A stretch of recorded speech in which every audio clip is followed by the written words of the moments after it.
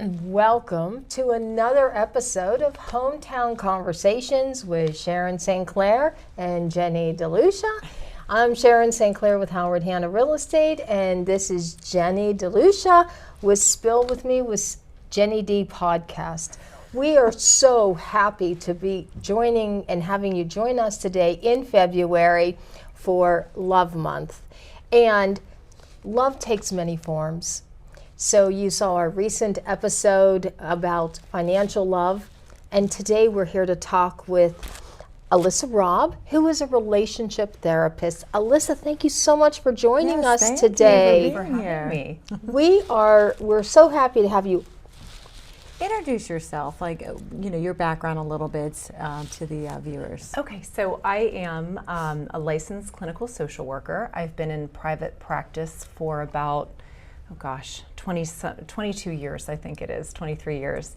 And I work with a wide variety of individuals. Mostly, lately it's been older teens and adults and couples.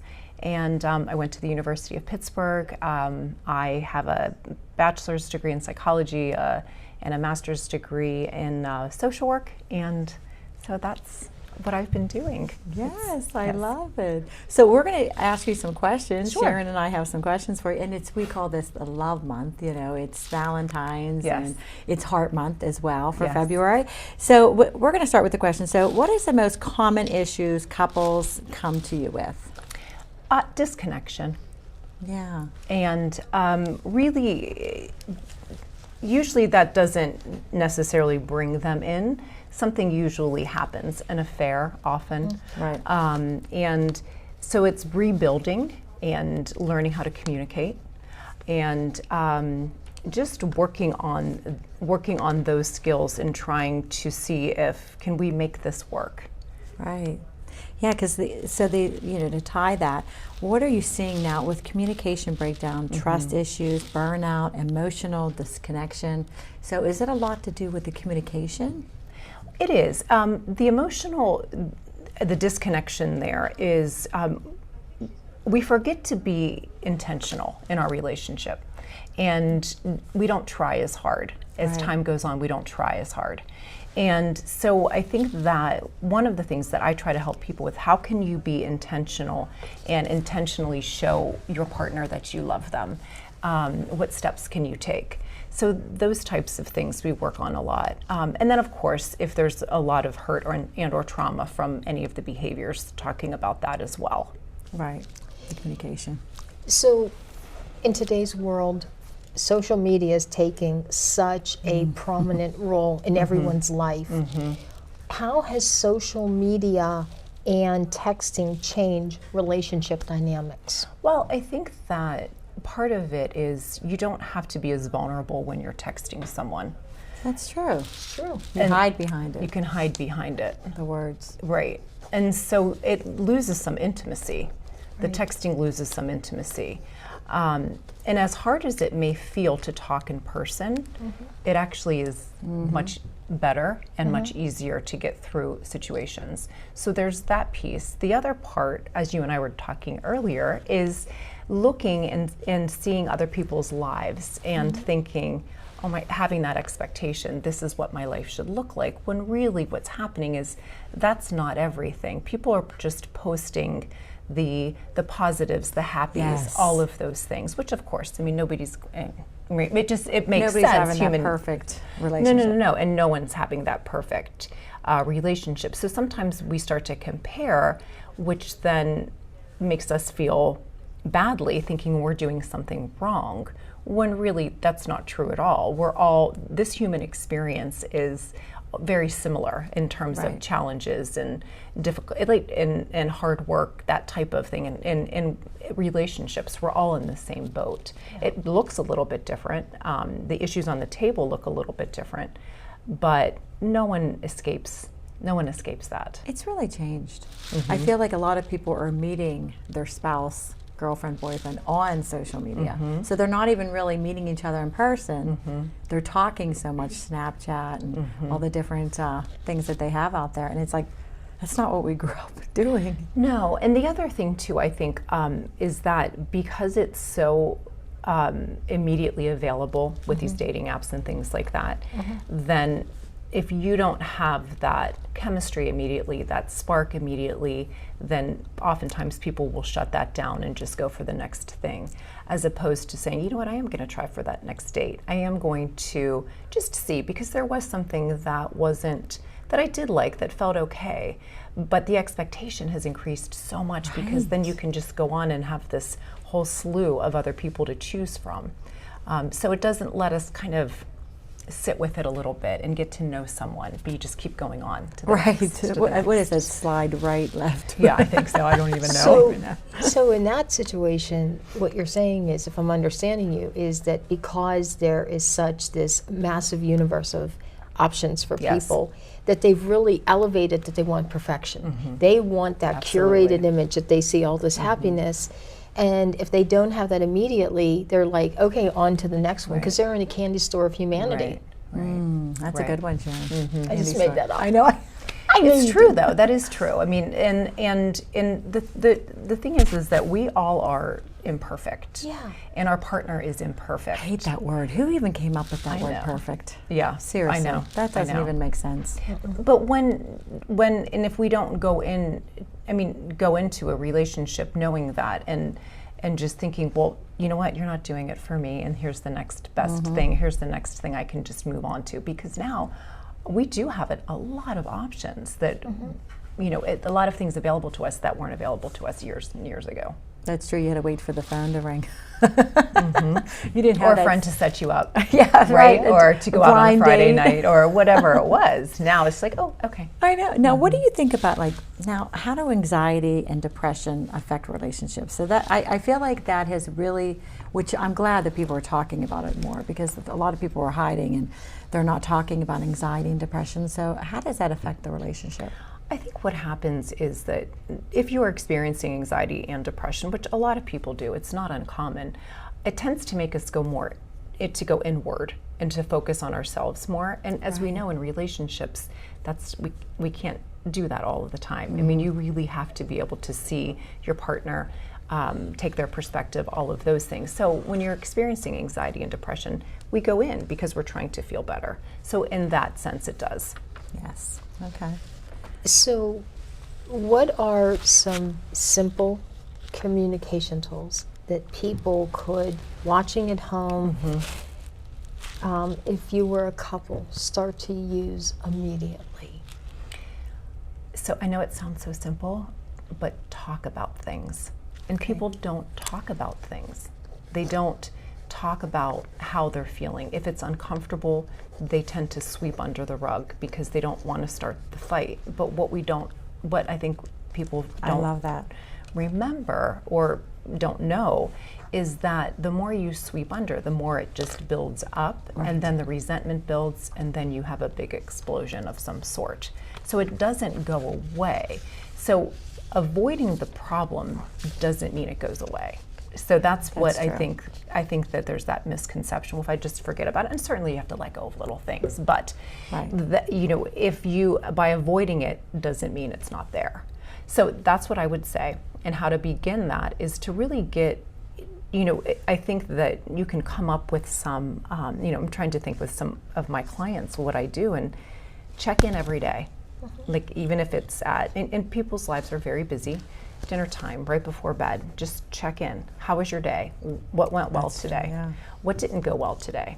And oftentimes, too, if we're really trying to be intentional in the relationship, it's, here's what you did today that really made me feel seen. And Oh. here's what I would love you to do more of. That Being type of thing. appreciative Mhm. in a Absolutely. relationship, yes, for like the Absolutely. smallest things. It you is. know, getting like a cup of coffee made. Yes. You say thank you. Yes. And that's sometimes you forget to say that. I mean, it's the easiest word to say is I thank know. you. I appreciate what you've Right, done. that's right.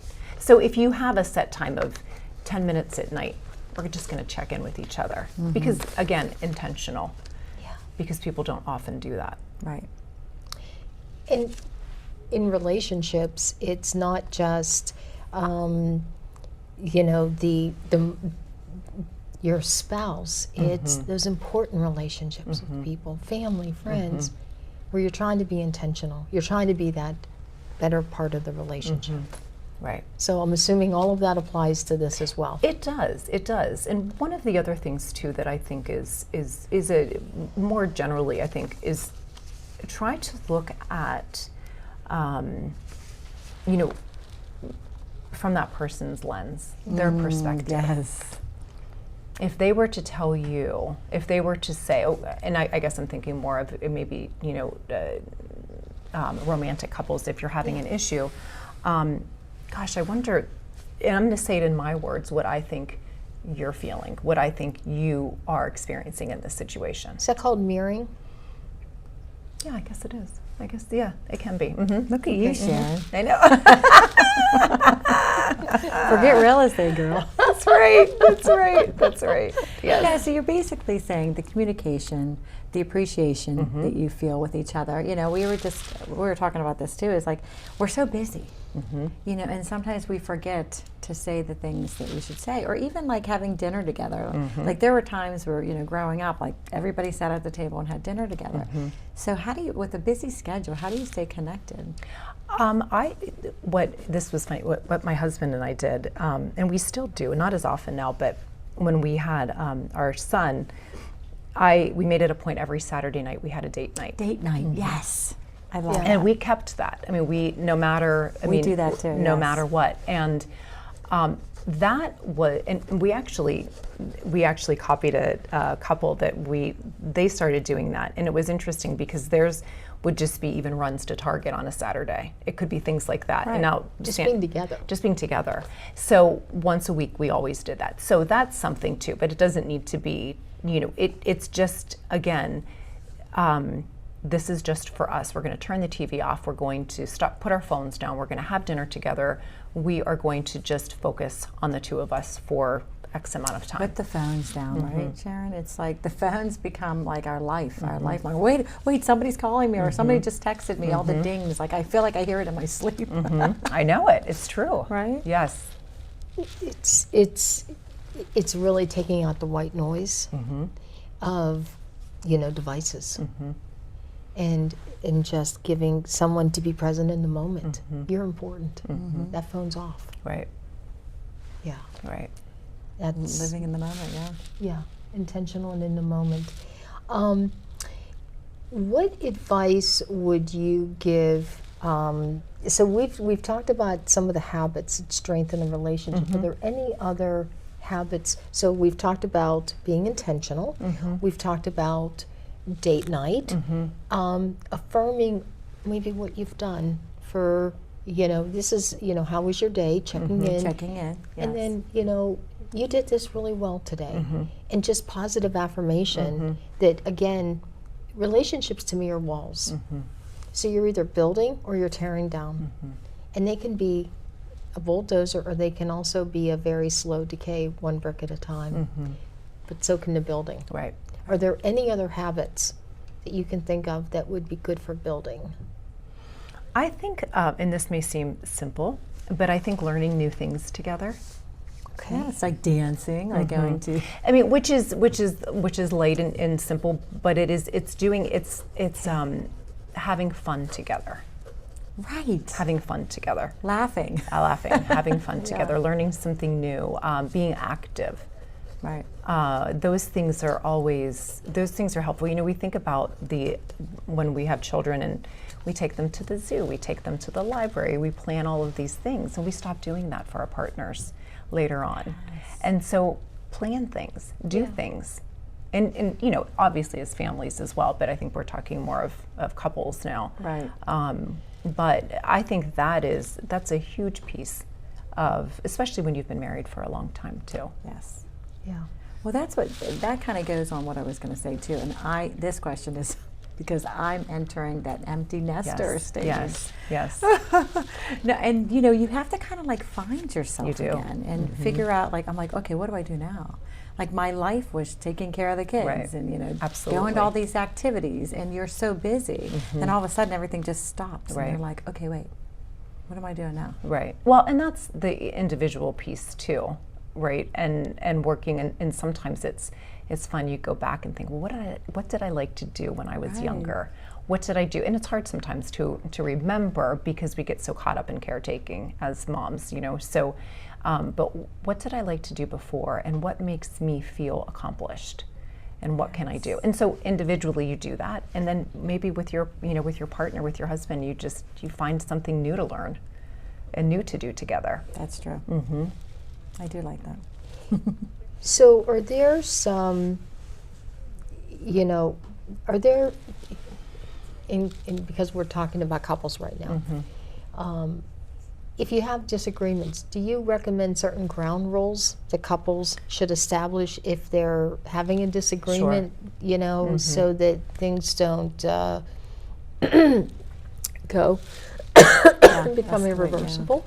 So I often, what tends to happen, I don't know how often, I shouldn't say that, but one person is a little more reactive than the other person.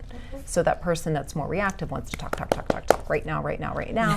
And the person that's less reactive, less emotive is just pulling back. So a couple of things that it's harmful for, it's called stonewalling, and it's ignoring each other. And so that's harmful. And so, but it's okay to need to take a break, but then promise each other you're going to come back and you're going to revisit it. So if it's getting heated and one person is becoming overly upset or highly reactive, I say pause, take a break. You're going to say, we're going to come back to this in 30 minutes, we're going to come back to this in 24 hours, whatever it is that you come to an agreement. And I'll work with people with these types of things depending on what their pattern is, because everybody has different patterns. Right. And you need to come back to it. That's the thing. So take the pause, and if things start to get heated with name calling and things like that, absolutely. So don't ignore it. Don't ignore it. Address it maybe later. Right. Because you could be in a bad mood that day, or something could have happened at work, or, you know, and then it just kind of escalates into like this big fight, and you're like, wait a minute, we were just yelling because the bed wasn't made. What were we really arguing about, right? Right, and that's another big thing in therapy, is that typically, I mean, so often what you're arguing about isn't what's right in front of you. It's about the past. It's about something that may have nothing to do with your partner. Right. And there's a little term or little saying I like to say, and some other therapists do too, and it's if it's hysterical, then it's historical.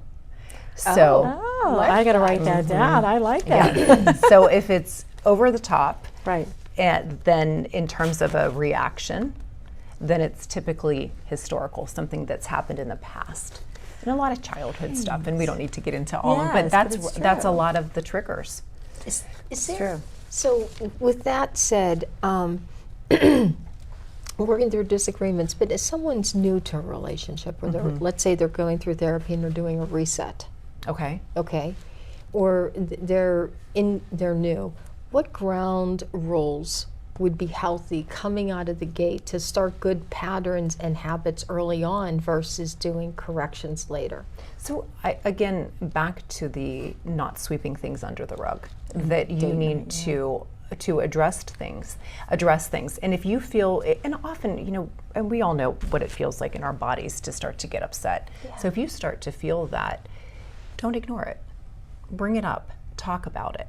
And a lot of times people don't know how to communicate, so then reach out for help and talk about things with a therapist, or individual therapy, couples therapy. Say, there's something happening here that I'm feeling very uncomfortable, and learn those skills, because it is a skill. Everybody doesn't have that, and that's what's pretty amazing, that I learn all of the time. I'm still amazed by certain things, and I think, and I'll say, well, you mentioned that to her, didn't you? Or you told him. Well, no, I didn't. And I think, okay, we're going to learn. We're going to take a step back. We're going to learn how to talk about your feelings, and it's okay. It is okay. Silence is a language.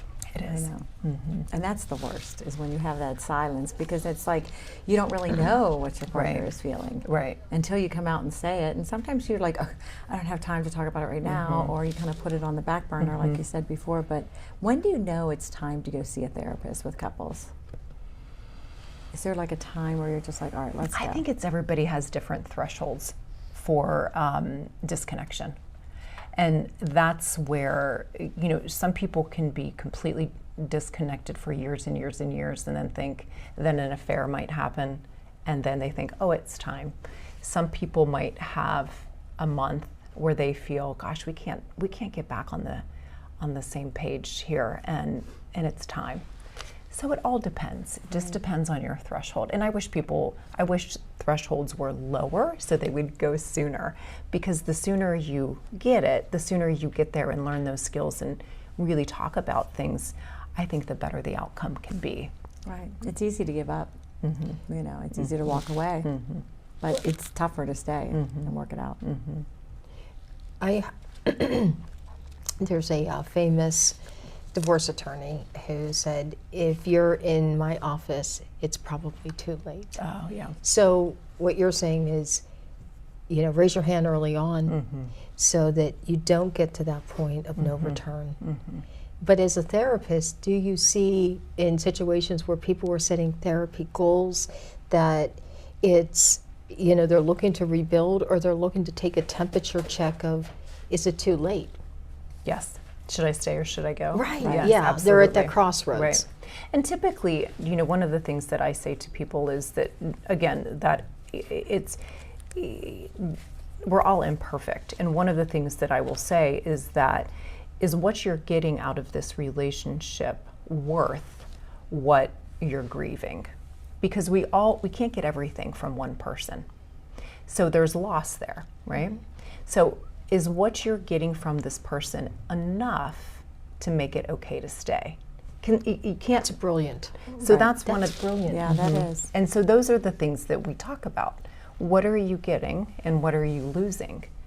And is this one, or is this more? Right.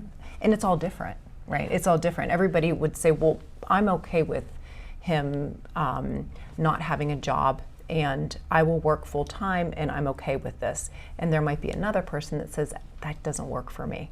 Right. And so so there's not a prescription of this is There's the not exact. a manual that says, yeah. Mm-mm. And sometimes there's times where you do grow apart, and that you should part ways, you know, for the kids' sake or for your sake. You know, I've heard so many people that are older that are like, oh my gosh, you know, we're so different. I don't even know why I stayed. You know, it's just right. You can make it without somebody too. You can be alone. Right. And often people do stay together for children, and I think that there's just some different schools of thought on that. That you do also want your children to see a healthy relationship. Right. Yeah. So. Right, because then they repeat the pattern. Sure. When they get married or they Yeah. find somebody, you know, a partner. You don't want that. Are there some signs and behaviors in a person that they might be exhibiting that would be a telltale sign, whether it's in a romantic relationship or not, that would, you know, that would be good signals for someone to key into? Maybe a professional help is needed, because we talked about lowering that threshold, but is there something that we should look for? Because I always believe they're suffering in plain sight. I think that I think one of the things that I talk about a lot with my clients, you know, how disruptive is this to your daily life, your daily functioning, your sleep, your health, your eating, your job, things like that. Is whatever it is that you're experiencing, you're feeling, your anxiety, your sadness, your depression, is that affecting you enough to say, hey, I need to pull somebody in here to help me out? So that's what it is. And again, it's different for everyone, right? It's different for everyone. I think the main thing is to not be afraid to ask for help.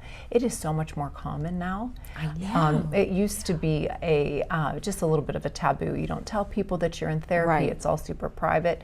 I mean, and it's funny now. It's like I'll have people in my waiting room. They know each other. They're referring their friends, and it's just It's more normalized. It's very healthy. Yes. It's Yeah. normalized. And it's almost like you need that perspective from someone outside that doesn't know, but then they can see things in your Right. relationship like, oh, wait a minute, I can see what's going on. Without the bias. Right. And the Without the history bias. of Yes. friends, because friends always have a different perspective. Right. Right. So true. I feel like I've learned so much. I feel like we're getting a free therapy lesson here. Do you do ever like therapy tune-ups for like just, you know, we take care of our car, we take care of Yes. ourselves. Yeah. Do you believe in that? I That you do. should have like I a like Well, that. and what's Tune-up. interesting too, I actually just had a text from a client who I have seen off and on for several years, more off lately, and she said, I need a tune-up. And so she'll come in and maybe once or twice, and then I'll say, okay, I'll see you in a year. I'll see you in 6 months or 2 Right. years or something. So one person can come and get their tune Absolutely. and say, listen, I'm getting mad about this and this, Yeah, and then you're touch like, all right, base. yeah. And then you're like, wait a second, you got to see their perspective. Yeah. Right, right. And Yeah. bring things into awareness. You know, so often, you know, our past runs our future. And so there's things that are not in our awareness. And so that's kind of, you know, hopefully what I can help. Alyssa, is there anything that we didn't touch on today that you maybe think you is want to bring important? up? I don't. You know, one of the things, I know one of the questions there, one of the things we had talked about earlier was what is a quote or a saying or anything. And I like to say, and I try to do this myself, you know, one of the things that when in a situation that when you're dealing with someone else, what is the most generous interpretation of that person's behavior? I love that. Behavior. What is the most generous generous interpretation of someone's behavior? Yes. Given basically the benefit of the doubt. Absolutely. Yeah. It doesn't mean you stay. Yeah. It Right. doesn't mean you don't have boundaries. Right. But what is that most generous interpretation? And I think a lot of times what happens too is, you know, when girlfriends get together, they're all like, well, yeah, I'm complaining about this, and I'm Sure. complaining about Yes. that. Oh my gosh, this was so wonderful. I Thank just so you. enjoyed. Thank you so much for taking the welcome. time. Thank you for Alyssa, sharing with course. us coming your and- Wonderful your meeting both of you. insights and Yes. your experiences, and to everyone at home, thank you for joining us. And we hope that you have gained from this. And if you have any questions, please feel free to Yes. reach out to Alyssa Robb Yes. at any time, and live your best life and love yourself. Thanks for joining us. Thank you for joining us. Till next time. Till next time. Bye.